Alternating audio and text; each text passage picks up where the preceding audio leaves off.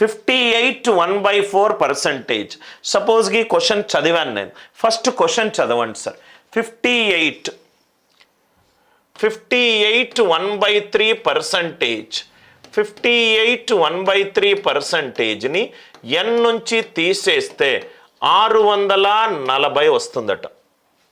ఒక నంబర్ని 58 1/3% of n నుంచి తీసేస్తే నాకు 640 వచ్చిందట.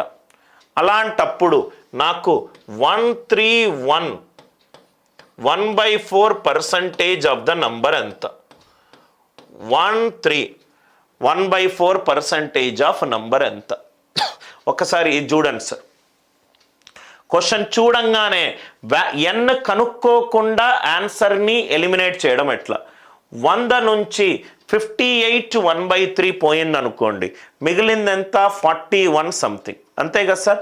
100 నుంచి 58 పోతే ఎంత సార్?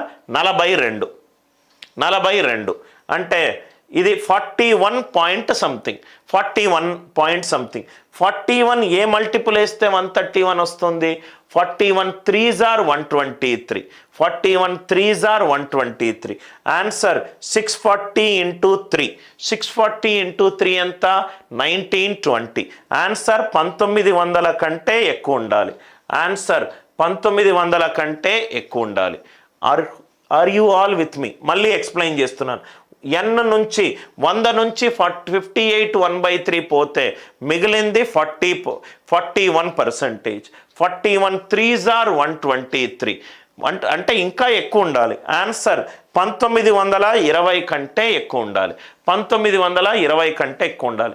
చూడంగానే ఆప్షన్ ఏ, ఆప్షన్ డి పోయింది. అసలు ఈ వాల్యూ ఎంత సార్?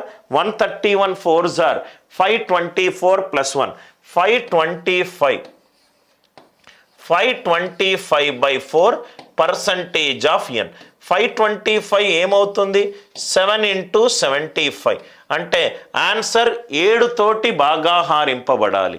ఆన్సర్ 7 మల్టిపుల్ అయి ఉండాలి. n అనేది 7 మల్టిపుల్ అయి ఉండాలి. n అనేది 7 మల్టిపుల్ అయి ఉండాలి. ఎక్కడ కూడా నేను n కనుక్కుంటలేను సార్. లాజిక్ తోటి క్వశ్చన్ని సాల్వ్ చేస్తున్నాను. ఆన్సర్ n మల్టిపుల్ అయి ఉండాలి. 7 మల్టిపుల్ అయి ఉండాలి. 7 యొక్క భాజనీయత సూత్రం ఏంటి?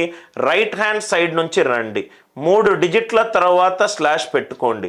ప్లస్ మైనస్ 16 మైనస్ 2 ఎంత? 14. ఆన్సర్ ఎంత? 2016. ఆన్సర్ ఎంత? 2016. I hope the idea it is very much clear to you. I hope right. చాలా మంది ఏవేవో చేస్తారు సార్. బేసిక్ కామన్ సెన్స్ తోటి ప్రాబ్లమ్స్ని సాల్వ్ చేద్దాం. 100 నుంచి 58 1/3 పోయింది అంటే అరౌండ్ మిగిలింది 42. 42 మూళ్ళ 126. ఆన్సర్ 3ని లబ్ధం చేస్తే వచ్చిన వాల్యూ కంటే ఎక్కువ. ఆన్సర్ 1920 కంటే ఎక్కువ. ఇది పోయింది, ఇది పోయింది. 525లో 7 into any number. 7 into any number చేస్తే ఆన్సర్ 7 తోటి డివైడ్ అవ్వాలి. 7 అనే నంబర్ యొక్క భాజనీయత సూత్రం రైట్ హ్యాండ్ సైడ్ నుంచి 3 డిజిట్స్ తర్వాత స్లాష్ పెట్టుకోండి. ప్లస్ మైనస్ 16 మైనస్ 2 ఎంత? 14. ఆన్సర్ ఎంత? Option B. Are you all with me?